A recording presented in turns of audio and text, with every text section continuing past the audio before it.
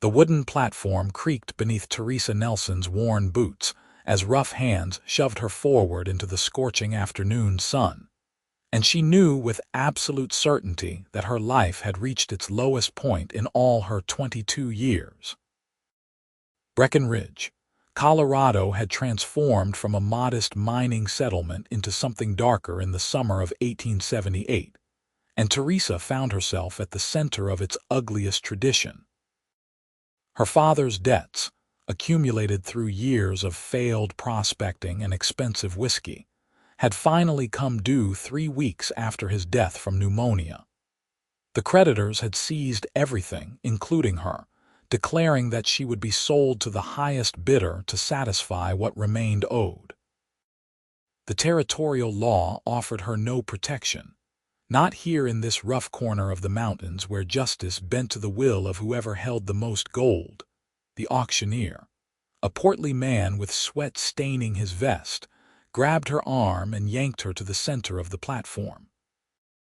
Teresa's dark hair hung in tangled waves down her back, and her simple calico dress, though clean, showed signs of careful mending. She kept her green eyes fixed on the distant peaks, refusing to look at the crowd of men gathered below.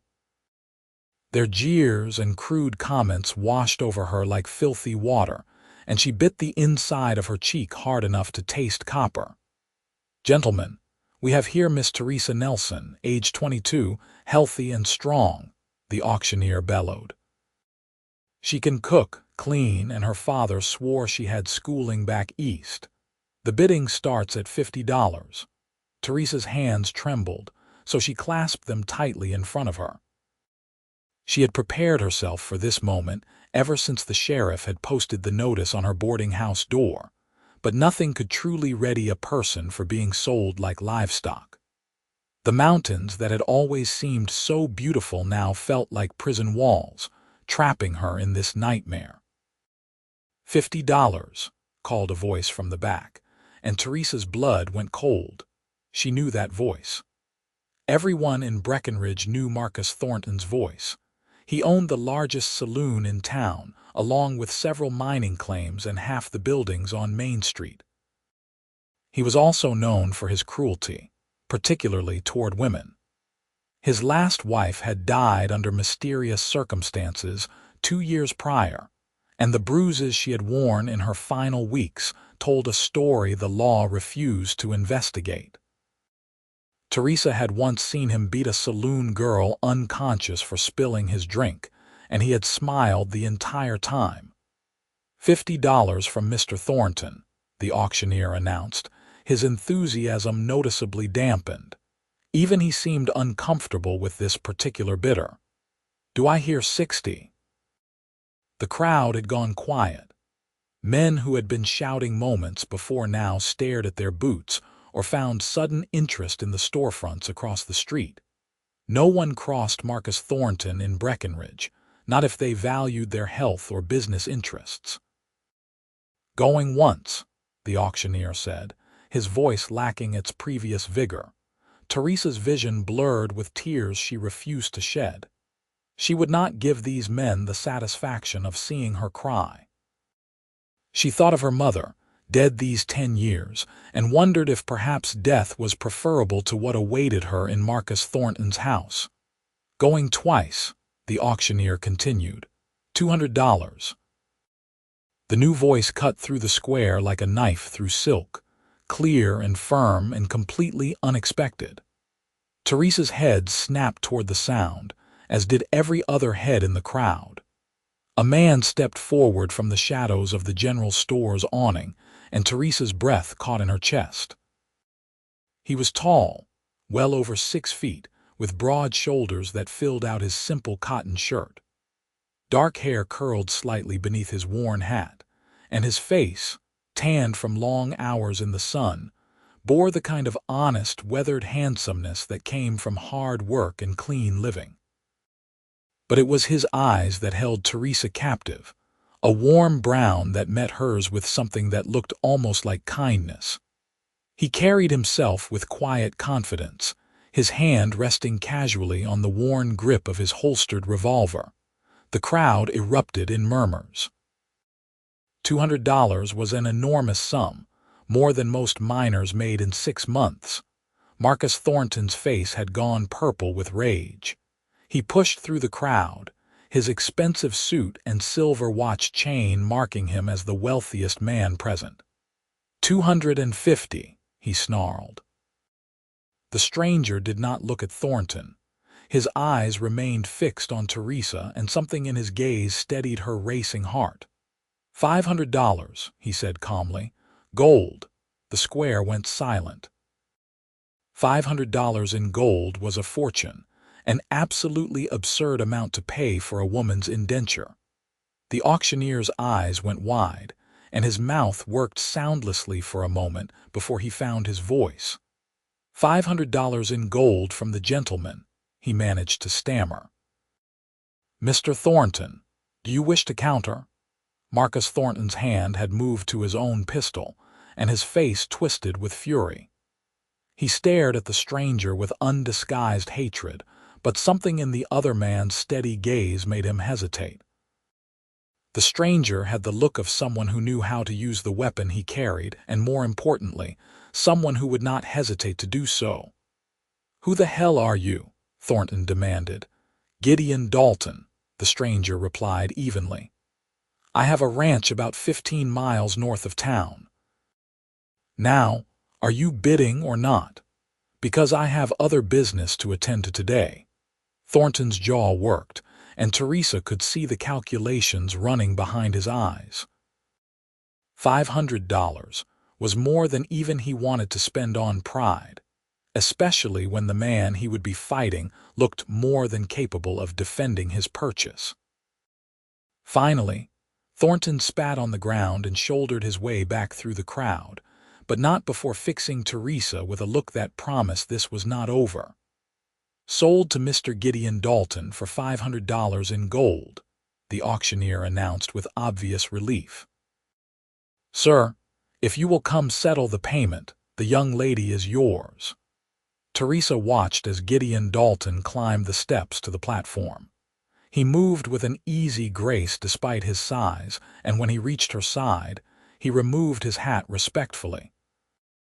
Up close, she could see the fine lines around his eyes, marking him as perhaps 30 years old, and the strong line of his jaw was freshly shaved. "Miss Nelson," he said quietly, his voice pitched for her ears alone. "I know you are frightened, and you have every right to be. But I want you to know something before we leave this place." He stepped closer, and Teresa caught the scent of leather and sage and honest sweat. "You are safe now. I give you my word as a man and before God, no one will hurt you again." Teresa stared at him, searching his face for any sign of deception, but found only sincerity. A single tear escaped despite her best efforts, tracking down her dusty cheek. "Why?" she whispered. "Why would you spend such a fortune on a stranger?" "Because I have seen enough suffering in this world," he replied simply. "And I will not stand by and watch an innocent woman be sold to a monster when I have the means to prevent it." He held out his hand, calloused and strong. "Will you come with me?" Teresa looked at his outstretched hand, then back at his face. She thought about her options, which were precisely none. She could go with this stranger who had kind eyes and had just bankrupted himself to save her from Marcus Thornton, or she could refuse and be turned over to the second highest bidder. It was not really a choice at all. She placed her hand in his, and his fingers closed around hers with surprising gentleness. "Yes," she said, her voice stronger than she felt. "I will come with you." Gideon led her down from the platform, his presence at her side parting the crowd like a ship's prow through water. He kept himself between her and the onlookers, shielding her from their stares. At the edge of the square, a sturdy paint horse waited, saddled and ready. Gideon handed the auctioneer a heavy leather pouch that clinked with the unmistakable sound of gold coins, accepted the papers that transferred Teresa's indenture to him, and folded them into his shirt pocket without even looking at them. "Can you ride?" he asked Teresa. Not well, she admitted. My father never had money for horses. That is all right. Gideon swung up into the saddle with easy strength, then reached down for her. Put your foot on mine and take my hand. I will pull you up. Teresa did as instructed and found herself lifted as though she weighed nothing at all. Gideon settled her in front of him on the saddle, his arms coming around her to take the reins. She stiffened at the intimate position, but he maintained a respectful posture, ensuring she felt secure without being presumptuous. Hold on to the saddle horn if you need to, he said. It is about an hour's ride to the ranch, and the trail can be rough in places. As they rode out of Breckenridge, Teresa felt the eyes of the town boring into her back. She forced herself to sit straight, to not show the fear that still coursed through her veins.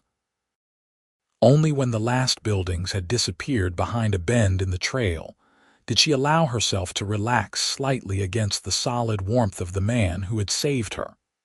The landscape opened up before them, meadows filled with wildflowers giving way to groves of aspen and pine. A creek burbled alongside the trail, and the air smelled clean and fresh after the dust and desperation of town. Teresa breathed deeply, trying to settle her racing thoughts. What happens now? She asked after they had ridden in silence for some time. Now you begin a new life, Gideon said from behind her. I will not pretend to understand what you have been through, Miss Nelson, but I want you to understand something important. Those papers in my pocket mean nothing to me. I bought them only to prevent Thornton from getting his hands on you. You are not my property and you are not my servant. You are a free woman and you may leave whenever you wish. Teresa twisted in the saddle to look at him, nearly unseating herself in the process. His arm tightened around her waist to steady her, and she felt her cheeks heat with embarrassment. I do not understand, she said. You spent $500. That is more money than I could earn in years. It is only money, Gideon said with a slight smile. I have been fortunate in my mining claims and I have no family to provide for. What good is wealth if not used to help those in need? His expression grew more serious. I watched my own mother suffer at the hands of a cruel man when I was too young to protect her. I swore then that if I ever had the power to prevent such suffering, I would. Today, I had that power. What happened to your mother? Teresa asked softly. She died when I was 14, Gideon said, his voice distant. My father drank, and when he drank, he used his fists. One night he went too far. After she passed, I took what little we had and came west. That was 16 years ago. Teresa felt her heart clench with sympathy. I am sorry. No child should witness such things. No, Gideon agreed. And no woman should be sold like chattel in a public square. Yet here we are, trying to make the best of the world as we find it. They rode on, and Teresa found herself studying the man who held her life in his hands. He had an honest face, the kind that could not hide deceit even if he tried. His hands on the reins were gentle but sure, and the horse responded to his slightest command with trust. These were not the qualities of a cruel man. What will I do at your ranch? She asked.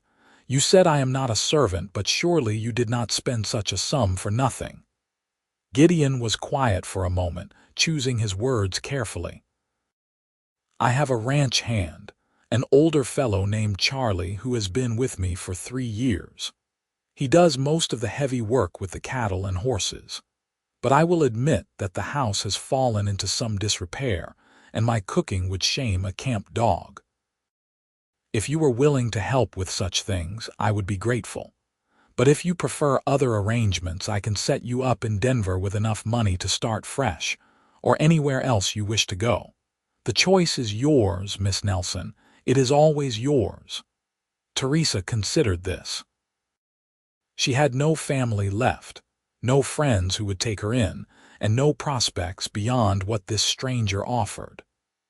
Denver might offer opportunities, but it would also leave her alone in a big city with no protection and limited funds. At least here with Gideon Dalton, she would have time to recover from her ordeal and plan her next steps without immediate desperation. "I will stay," she said finally. "At least for a time, if that is acceptable. I can cook and clean well enough, and it seems a fair exchange for your kindness." "Then that is settled," Gideon said, and she could hear the smile in his voice. "Though I must warn you, the ranch is not fancy. It is just a cabin, a barn, and some corrals. Nothing like the grand houses in town." "I have never lived in a grand house," Teresa replied. "A cabin sounds more than adequate." As they continued up the mountain trail, the sun began its descent toward the western peaks, painting the sky in shades of orange and gold. Teresa found herself relaxing further into the steady rhythm of the horse's gait and the solid presence of the man behind her. For the first time since her father's death, she felt something other than fear. It was not quite hope, not yet, but perhaps it was the beginning of it. The ranch appeared as they crested a final rise, and Teresa felt her breath catch. It was indeed modest, as Gideon had promised, but it was beautiful in its simplicity. The cabin was solidly built from hewn logs, with a stone chimney and a covered porch facing east toward the sunrise. The barn stood nearby, well-maintained and sturdy, and several corrals held cattle and horses. Behind it all, the mountains rose like sentinels, their peaks still dusted with snow despite the summer heat. An older man with a grizzled beard emerged from the barn, shading his eyes against the lowering sun. When he saw Gideon had a passenger, his weathered face split into a gap-toothed grin. "Well now, boss, looks like you brought home more than supplies," he called out cheerfully. Gideon brought the horse to a stop near the porch and dismounted, then reached up to help Teresa down. His hands spanned her waist easily, and he set her gently on her feet. "Charlie, this is Miss Teresa Nelson. She will be staying with us and helping around the place." "Miss Nelson, this is Charlie Brennan, the best ranch hand in Colorado and the worst card player in the territory." Charlie laughed and swept his hat off respectfully. "Pleased to meet you, miss. And I will have you know I only lose at cards because Gideon here cheats like a riverboat gambler." "I do not cheat," Gideon protested with mock indignation. "I simply remember which cards have been played, which you would do as well if you stopped drinking while we played." Teresa found herself smiling despite her exhaustion and the strangeness of her situation. The easy camaraderie between the two men was genuine, and Charlie's welcome seemed sincere. "It is nice to meet you, Mr. Brennan," she said. "Just Charlie, miss. We do not stand much on formality out here." He looked between her and Gideon, his sharp old eyes missing nothing. "I will tend to the horse, boss. You show the young lady inside and get her settled." Gideon nodded his thanks and gestured toward the cabin. "Come, you must be tired and hungry. Let me show you where you will sleep, and then I will make us something to eat." Fair warning, I meant what I said about my cooking. The cabin's interior was dim after the bright sunshine, and Teresa blinked as her eyes adjusted. The main room served as kitchen, dining area, and parlor all in one, with a large stone fireplace dominating one wall. The furniture was simple but well made, and while the space could benefit from a thorough cleaning, it was not the disaster she had feared. A ladder led to a loft, and two doors opened off the main room. "That is my room," Gideon said, pointing to the door on the left. "You will take the other one. It is small, but the bed is good and the roof does not leak much." He opened the door to reveal a modest bedroom with a single window looking out toward the mountains. A bed frame held a mattress that looked relatively clean, and a simple dresser and chair completed the furnishings. It was spare, but it was more than Teresa had dared hope for. "It is perfect," she said quietly. "Thank you, Mr. Dalton." "Gideon, please," he said. I think we can dispense with formalities given the circumstances. He hesitated in the doorway. I will give you some privacy to rest if you wish. Or if you are hungry, I can attempt to make something edible. Teresa's stomach chose that moment to growl loudly, reminding her that she had not eaten since a meager breakfast of stale bread. She felt her cheeks heat with embarrassment, but Gideon only smiled. Hunger it is, then, he said. Give me 20 minutes and I will have something ready. It may not be good, but it will be filling. He left, closing the door behind him, and Teresa sank onto the bed. The mattress was stuffed with straw and surprisingly comfortable. She looked around her new room, this space that was hers, and felt the enormity of the day crash over her like a wave. Just hours ago, she had been standing on that platform, certain that her life was over. Now she was in a stranger's house, promised safety and freedom by a man she had only just met. Was she foolish to trust him? Perhaps, but what choice did she have? And more importantly, every instinct she possessed told her that Gideon Dalton was exactly what he appeared to be. A good man trying to do right in a hard world. She stood and splashed water from the basin on the dresser onto her face, scrubbing away the dust and dried tears. Then she straightened her dress as best she could, tied back her tangled hair with a ribbon from her pocket, and went to face whatever came next. In the main room, Gideon was indeed attempting to cook. He had a pan over the fire and was prodding suspiciously at what might have been bacon. Teresa watched him for a moment, noting the furrow of concentration on his brow and the way he held the spatula like it might bite him. "May I help?" she asked. Gideon looked up, relief evident on his face. "Please, I am about to burn water, I think." Teresa could not help but laugh, a sound that surprised her with its genuineness. She moved to the hearth and assessed the situation. "Why do you not get me some eggs if you have them, and perhaps some flour and milk? I can make us a proper meal." "We have all of that," Gideon said eagerly, already moving toward the pantry. "Charlie makes sure we are well stocked when he goes to town." Within minutes, Teresa had taken command of the kitchen, and it felt wonderfully normal. She had always enjoyed cooking, finding peace in the familiar rhythms of preparing food. Soon she had bacon sizzling properly, eggs scrambling in another pan, and biscuits forming under her practiced hands. Gideon watched her work with something like awe. "How do you make it look so easy?" he asked. "Practice," Teresa said. "I have been cooking since I was 8 years old. After my mother died, there was no one else to do it." She paused, considering. "What have you been eating all this time?" "Beans, mostly," Gideon admitted, "and jerky. Charlie cooks sometimes when he takes pity on me, but his idea of a good meal is whatever can be boiled in one pot." Teresa shook her head in mock dismay. "It is a wonder you have not starved. Here, call Charlie in. This will be ready shortly." Dinner was a surprisingly pleasant affair. Charlie proved to be fond of stories about ranching and mining in the Colorado mountains, and his tales had Teresa laughing despite her earlier ordeal.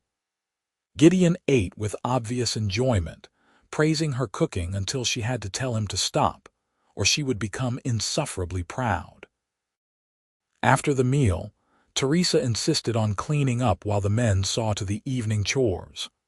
Alone in the cabin, she found herself humming as she scrubbed dishes and tidied the kitchen. It was such a simple thing, this domestic work, but it felt healing somehow. Here, she had purpose and safety, even if only temporarily. When Gideon returned, full darkness had fallen outside. Charlie had retired to the small room he kept in the barn, leaving the two of them alone in the cabin's warm glow. Teresa felt suddenly nervous, aware that she was alone with a man who was still essentially a stranger, despite his kindness. Gideon seemed to sense her discomfort. He kept his distance, settling into a chair by the fire. "Miss Nelson, Teresa, I want to say something before we both retire for the night. I know this situation is strange and probably frightening for you. You have no reason to trust me beyond my word, which I realize may not seem like much. But I want you to know that you are safe here. Your door has a lock on it, and I will respect your privacy absolutely. You are under no obligation to me whatsoever, beyond whatever help you feel comfortable providing around the ranch. Is that understood? Teresa studied him in the firelight. His face was open and honest, his posture unthreatening. She thought about Marcus Thornton's cruel eyes and the leering faces of the men in the town square, and then she looked at this man who had spent a fortune to save a stranger. "I believe you," she said softly. "I do not know why, but I do. You are a good man, Gideon Dalton." Something flickered in his eyes, an emotion she could not quite name. "I try to be," he said quietly. "It is all any of us can do, try to be better than the world expects." They sat in comfortable silence for a few minutes, watching the fire dance. Finally, Teresa stood. "I should sleep. It has been a very long day." "Of course." Gideon rose as well. "If you need anything in the night, do not hesitate to wake me. And Teresa, tomorrow is a new day. Try not to carry today's burdens into it." She nodded, though she doubted sleep would come easily. But when she lay down on the bed in her small room, with the door securely locked and the sound of the wind in the pines outside her window, she found herself drifting off almost immediately, more at peace than she had been in months. The days that followed fell into a comfortable routine. Teresa woke early to prepare breakfast for the three of them, and the men went out to work the ranch while she tackled the considerable task of making the cabin truly livable. She scrubbed floors and windows, beat dust from curtains, organized the chaotic pantry, and slowly transformed the bachelor quarters into something approaching a real home. Gideon and Charlie were unfailingly respectful and appreciative. They complimented her cooking, thanked her for her work, and never made demands or presumed upon her presence. Charlie treated her like a beloved niece, while Gideon maintained a careful distance that Teresa found both reassuring and, oddly, a bit disappointing. She had expected to feel like a servant, or worse, a prisoner. Instead, she felt like a member of a peculiar little family. In the evenings, after supper, they would sit together and talk. Charlie told stories of his younger days as a cavalry scout, while Gideon spoke of his dreams for the ranch and his hopes of building something lasting in this wild country. Teresa shared memories of her childhood back east, before her father's wanderlust had brought them west to seek fortune in the mines.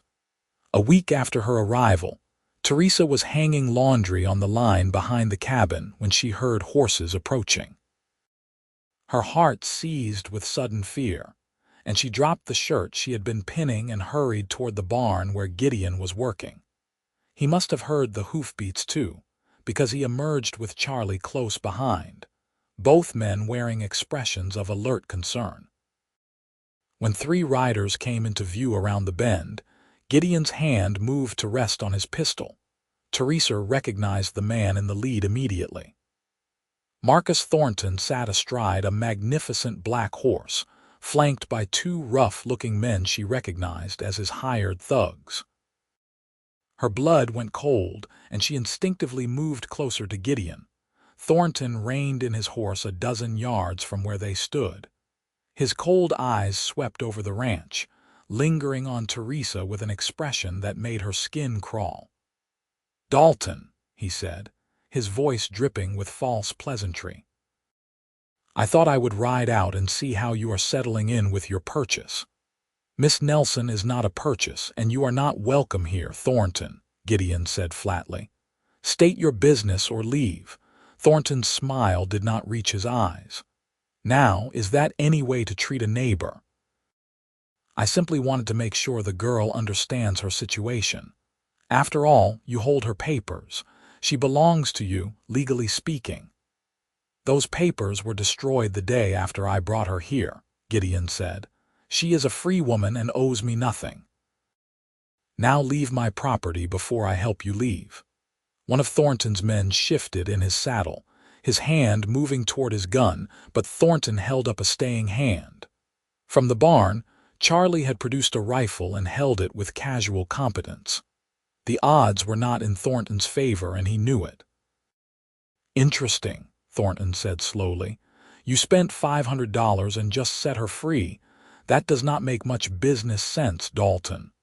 Not everything is about business, Gideon replied. Some things are about doing what is right. Thornton's face twisted with contempt. Righteous talk from a man living alone with a young woman. People in town are talking, Dalton. They wonder what kind of arrangement you really have out here. Teresa felt her face burn with humiliation and anger. Before Gideon could respond, she stepped forward. Let them talk, Mr. Thornton. I care nothing for the opinions of people who would stand by and watch a woman be sold to a monster. Mr. Dalton has been nothing but honorable, which is more than can be said for you. Thornton's eyes narrowed dangerously. Careful, girl. You may think you are safe here, but accidents happen in the mountains. Ranches burn. People disappear. Gideon moved faster than Teresa would have thought possible. In 3 strides he was beside Thornton's horse, one hand gripping the bridle, the other pulling his revolver and pressing it firmly against Thornton's leg. Listen to me very carefully, he said, his voice low and deadly calm. If anything happens to this ranch, to Charlie, or to Miss Nelson, I will know who is responsible. And I will come for you. Not the law, not the sheriff, me. And I promise you, Thornton, you do not want that. The 2 hired men reached for their guns, but the click of Charlie's rifle being cocked stopped them. I would not, boys, the old man said conversationally. I can get both of you before you clear leather, and we all know it. Thornton's face had gone pale, then red with rage. But there was fear in his eyes, too, fear of the cold determination he saw in Gideon's face. You are making a mistake, Dalton, he said through clenched teeth. No, Gideon said, stepping back and holstering his gun. My only mistake was not putting you down like the rabid dog. You are the first time I heard about what you did to your wife. Now get off my land. Thornton jerked his horse's head around, and the 3 riders departed at a gallop, dust rising in their wake. Teresa realized she had been holding her breath and let it out in a shaky exhale. Her hands were trembling. Gideon turned to her immediately, his fierce expression softening with concern. Are you all right? I think so, Teresa said, though her voice shook. I had hoped he would forget about me. Men like Thornton never forget a slight, Charlie said, finally lowering his rifle. He wanted you and Gideon took you away. That is 2 injuries to his pride. He will not let it go. Then we will be prepared, Gideon said firmly. Charlie, from now on, we keep watch at night.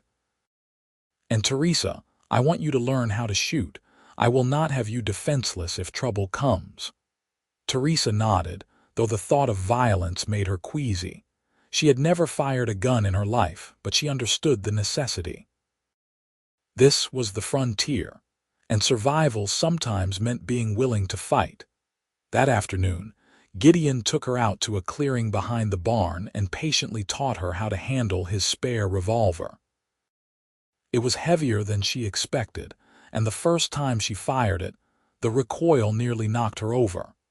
But Gideon was a patient teacher, steadying her stance, showing her how to sight properly, and encouraging her when frustration made her want to quit.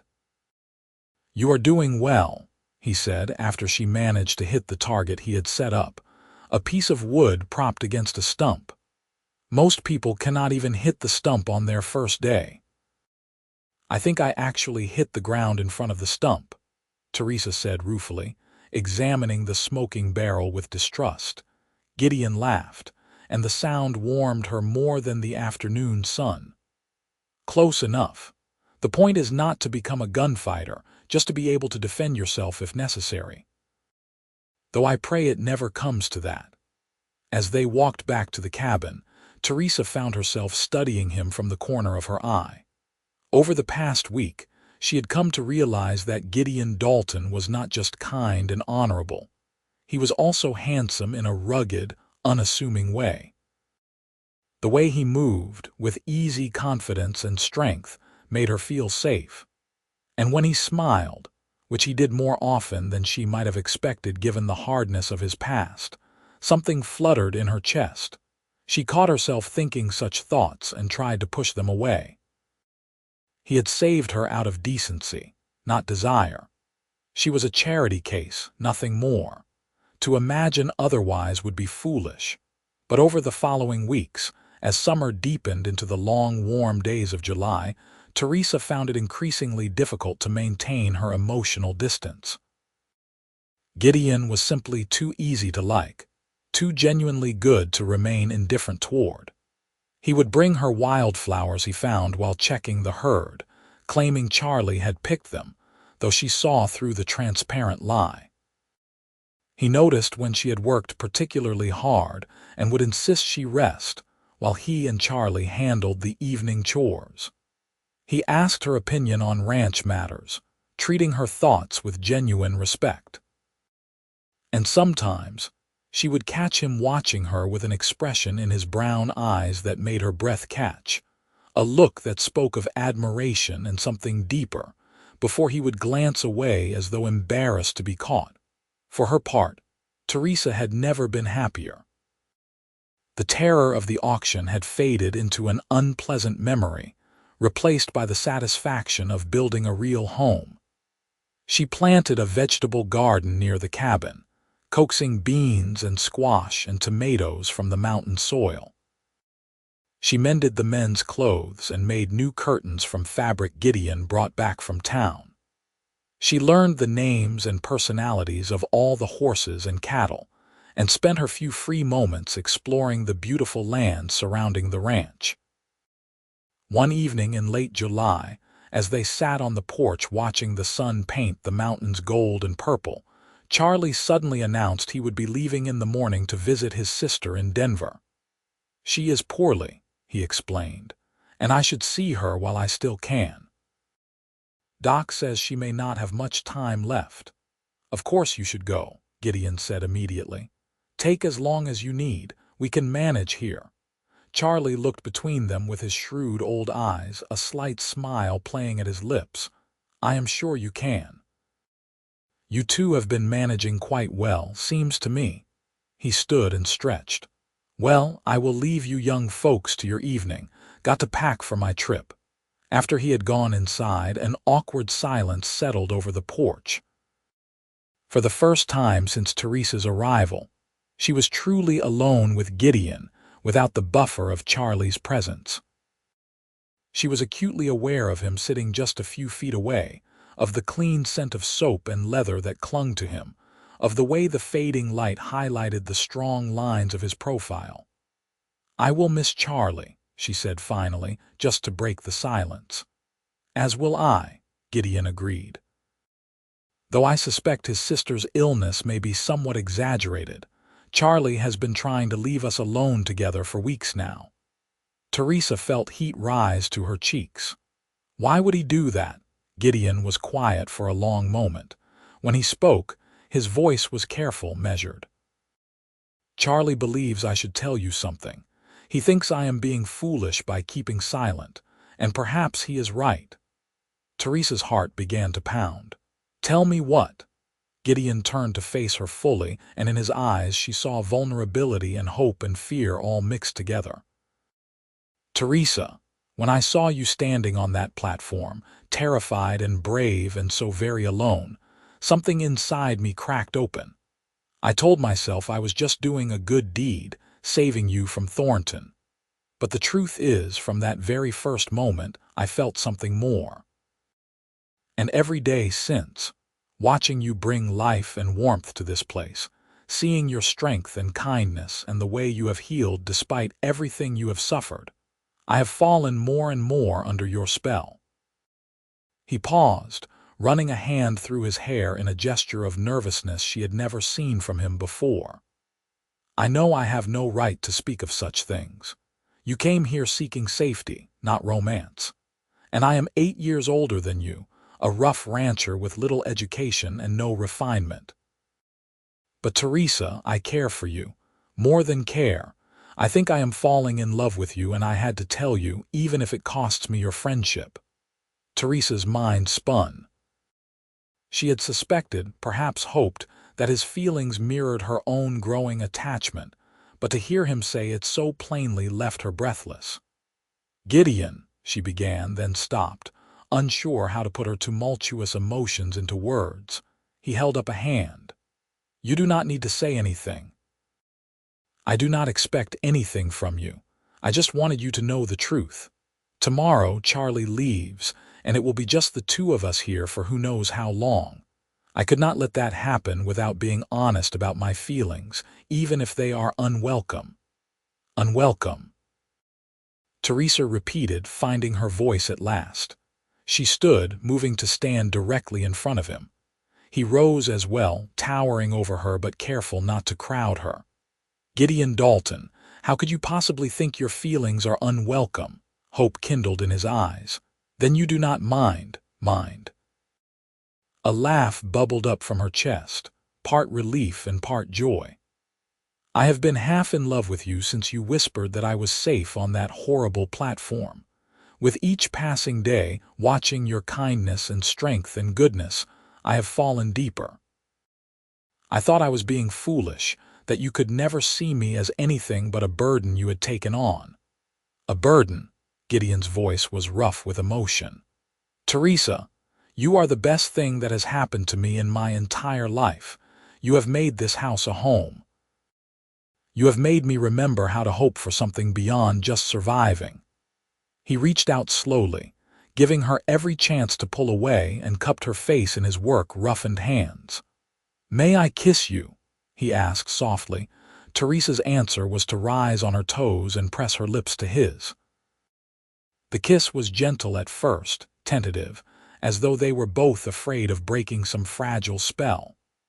Then Gideon's arms came around her, pulling her close, and Teresa melted into his embrace. She had never been kissed before, had never wanted to be, but this felt right and perfect and like coming home. When they finally broke apart, both breathing hard, Gideon rested his forehead against hers. "I love you, Teresa Nelson," he whispered. "I know it is too soon and I should not say it, but I do." "I love you too," Teresa said, amazed at how easily the words came. "I did not think I would ever feel this way about anyone, but you have shown me what a good man can be. How could I not love you?" They stood wrapped in each other's arms as the last light faded from the sky and the stars began to emerge. Teresa had never felt so safe, so cherished, so full of hope for the future. The terrors of the past month seemed to belong to someone else's life entirely. Charlie left the next morning with a knowing wink and instructions to mind the ranch proper. Once he had ridden out of sight, Teresa and Gideon looked at each other and simultaneously burst into laughter. "He is far too pleased with himself," Teresa said. "He likes being right," Gideon agreed. "And in this case, I cannot fault him for it." The days that followed were among the happiest of Teresa's life. She and Gideon worked side by side during the day, tending the ranch and caring for the animals. In the evenings, they sat together and talked for hours, learning everything about each other. He told her of his dreams to expand the ranch, perhaps start breeding horses in addition to cattle. She spoke of her love of reading and her secret desire to learn to ride properly so she could explore more of the mountains. "I will teach you," Gideon promised. "We will start tomorrow with Belle. She is gentle as a lamb and patient with beginners." True to his word, Gideon spent the next several days teaching Teresa to ride. She proved an apt pupil, and soon they were taking long rides together through the high meadows and pine forests surrounding the ranch. Teresa reveled in the freedom of it, the wind in her hair, and the powerful animal beneath her responding to her commands. With Gideon beside her, she felt invincible, but their happiness was shadowed by the knowledge that Marcus Thornton would not forget his grudge. Twice more he visited the ranch, each time with veiled threats and insinuations. Each time, Gideon sent him away with firm warnings, but they both knew it was only a matter of time before Thornton moved beyond threats. The crisis came on a hot August night. Teresa woke to the smell of smoke and Gideon pounding on her door. "Fire!" he shouted. "The barn is burning."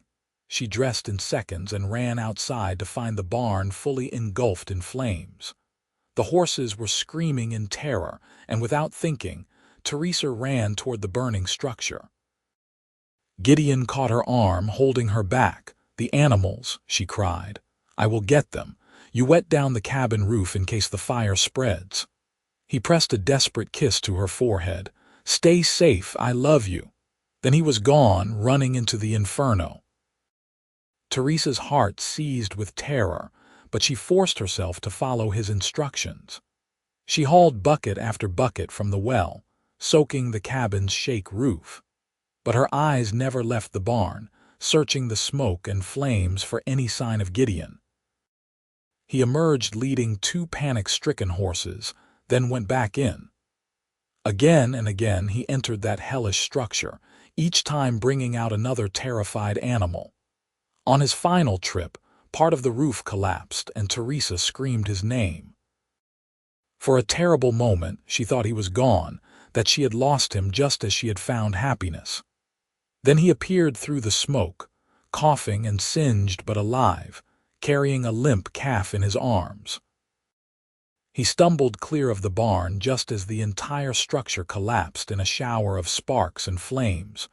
Teresa ran to him, tears streaming down her face.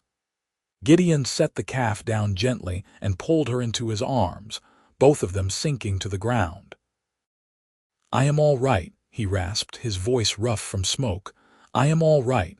"You could have died," Teresa sobbed. "You could have died and I would have lost everything."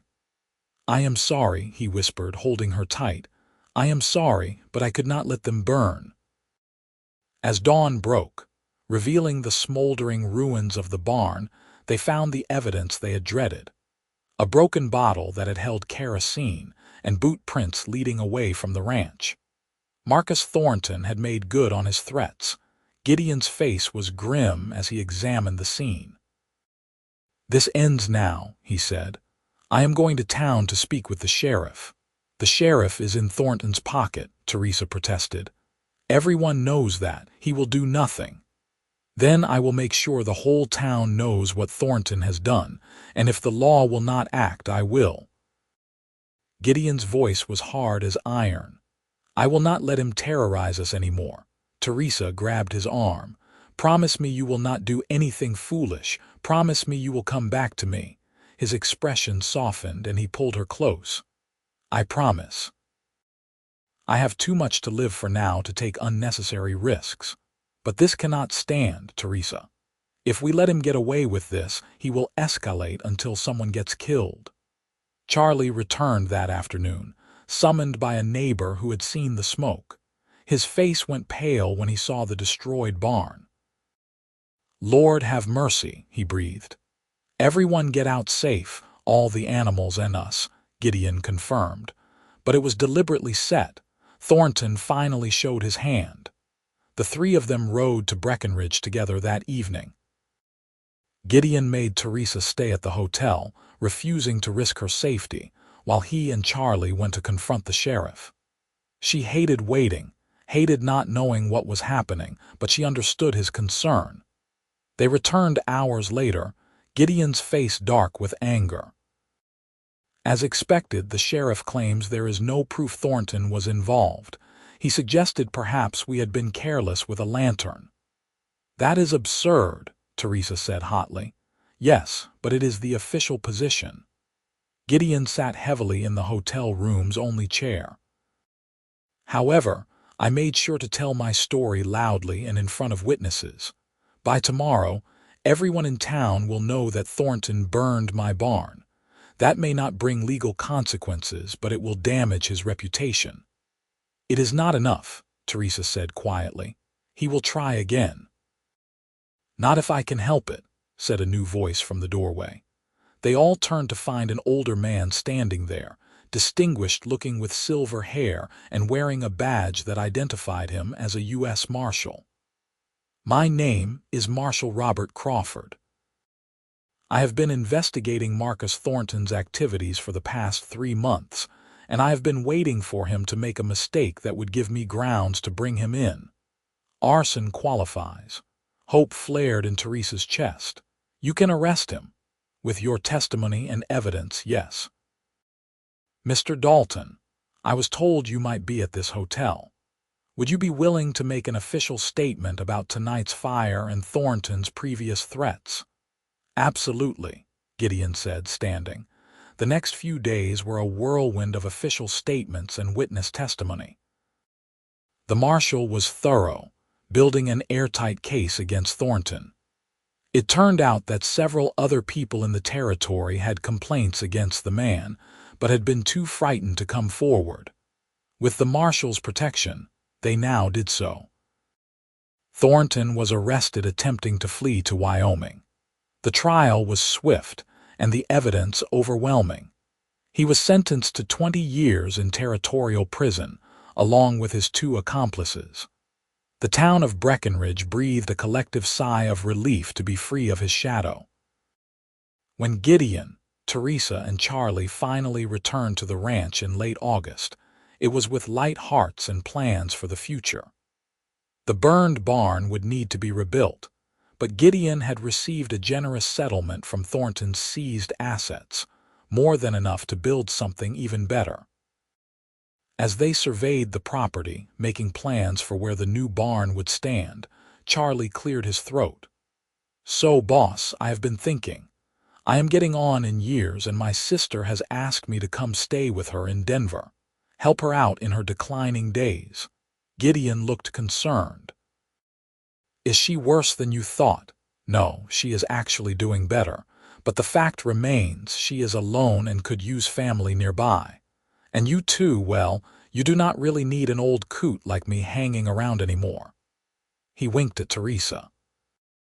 "Seems to me you might be wanting some privacy in the near future." Teresa felt her cheeks heat, but before she could protest, Gideon spoke up. "Charlie is right, actually.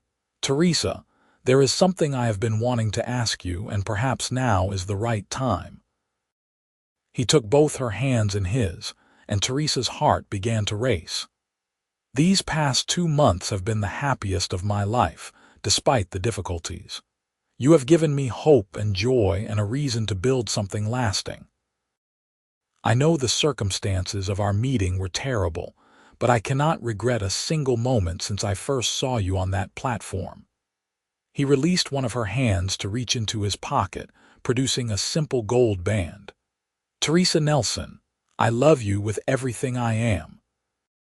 Would you do me the extraordinary honor of becoming my wife?" Teresa's eyes filled with tears, but they were tears of pure joy. "Yes," she said, her voice breaking with emotion. "Yes, 1,000 times yes." Gideon slipped the ring onto her finger and swept her into his arms, kissing her deeply while Charlie whooped with delight in the background. When they finally broke apart, both laughing and crying, Teresa felt as though her heart might burst with happiness. "I have to say," Charlie announced, "I am real good at predicting these things. I knew from the start you two were meant for each other." They were married in September, in a small ceremony at the church in Breckenridge. The whole town turned out to celebrate, their happiness made even sweeter by the knowledge that Thornton's reign of terror was over. The circuit preacher pronounced them man and wife, and when Gideon kissed his bride, Teresa felt the last shadows of her past life finally fall away. Charlie stayed long enough to see the new barn completed and to toast their happiness at the wedding celebration, then departed for Denver with promises to visit come spring. Teresa hugged him tightly, thanking him for his kindness and friendship. "You take care of that boy," Charlie said gruffly. "He has a good heart, even if he is stubborn as a mule." "I will," Teresa promised, "and you take care of yourself." The first winter of their marriage was long and cold, but Teresa had never been warmer. She and Gideon were inseparable, working together during the days and sitting by the fire together in the evenings. They talked for hours, made plans for the ranch's future, and fell more deeply in love with each passing day.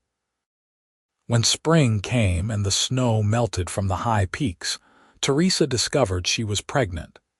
Gideon's joy was boundless. He became even more attentive, if that was possible, insisting she rest more and let him handle the heavier chores. Teresa bore his fussing with good humor, secretly delighted by his concern. Their son was born in November of 1879, a healthy baby boy with his father's brown eyes and his mother's dark hair. They named him Samuel, after Gideon's father, determined to give the name better associations than the man who had originally borne it.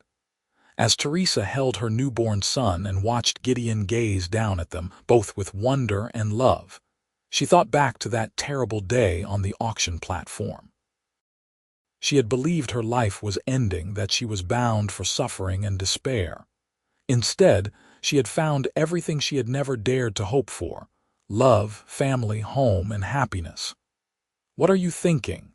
Gideon asked softly, reaching out to touch Samuel's tiny hand. "I am thinking about how strange life is," Teresa said. "How the worst moment of my life led directly to the best moments. If I had not been on that platform, we would never have met." "I prefer to think that we would have met somehow," Gideon said. "That fate would have found a way to bring us together because we were meant for each other." "Perhaps," Teresa agreed, leaning into his embrace.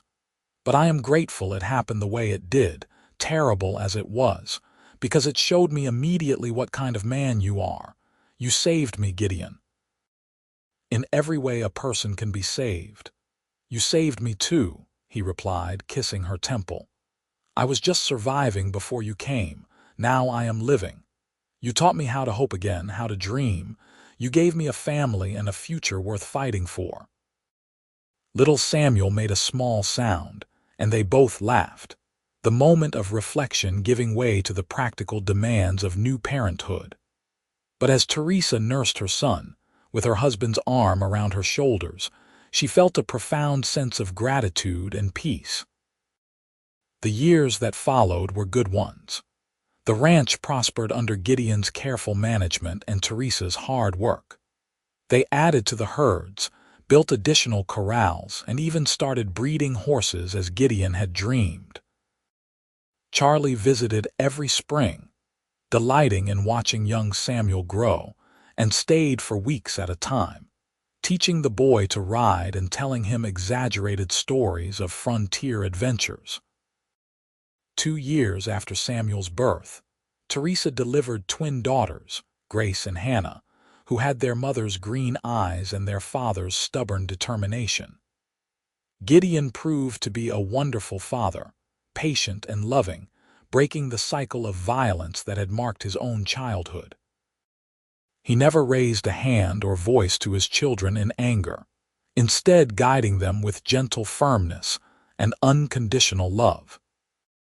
Teresa watched him with their children and fell in love with him all over again, seeing the goodness that had saved her reflected in every interaction with their sons and daughters. She knew how fortunate she was, not just to have survived her ordeal, but to have found genuine happiness on the other side of it. Breckenridge continued to grow and change around them. New families moved in, businesses opened, and gradually the rough mining town became a proper community. Teresa made friends among the other ranch wives, and the Dalton family became respected members of the area. People pointed to them as an example of what hard work and integrity could build. No one remembered anymore, or if they did they were kind enough not to mention, that Teresa Dalton had once stood on an auction platform, sold to satisfy debts. That young woman seemed like someone from another lifetime, a scared girl who had become a strong woman through love and determination. On their 10th wedding anniversary, Gideon took Teresa back to the spot where the barn had burned all those years ago. A new barn stood there now, bigger and better than the original, filled with horses and cattle and the prosperity they had built together. But it was what Gideon had planted beside it that took Teresa's breath away. An entire grove of aspen trees, their leaves shimmering gold in the autumn sunlight, surrounding a simple bench. "I wanted to make something beautiful from that terrible night," he explained. "A place where we can come and remember that even the darkest moments can lead to light if we have courage and faith." Teresa kissed him, tasting salt from her own happy tears. "It is perfect. You are perfect. This life we have built is perfect." "Not perfect," Gideon said, his eyes twinkling. "But ours, and that is better than perfect." They sat on the bench together, watching their children play in the distance, Samuel now 12 and teaching his younger sisters to rope fence posts with varying degrees of success. The mountains rose around them, eternal and beautiful, and somewhere a meadowlark sang its evening song. Teresa leaned her head on Gideon's shoulder, his arm coming around her waist in the familiar gesture that still made her feel cherished and safe. "Thank you," she said softly. "For that day in town, for every day since. For giving me a life I never imagined I could have." "Thank you," Gideon replied, "for taking a chance on a rough cowboy who did not know how to cook, for bringing joy and light into my world, for loving me despite everything." "Not despite anything," Teresa corrected. "Because of everything. Because you are the best man I have ever known, and I would choose you 1,000 times over." As the sun set behind the mountains, painting the sky in shades of rose and gold, they sat together in the grove of aspens, surrounded by the evidence of their love and hard work. 3 children, a prosperous ranch, and a future full of promise stretched before them. Teresa thought again of that young woman on the auction platform, terrified and alone, and she wished she could tell that girl what the future held. That the stranger who bid $500 would become her whole world. That his whispered promise of safety would prove true in ways she could never imagine. That from the ashes of her old life would rise something beautiful and lasting.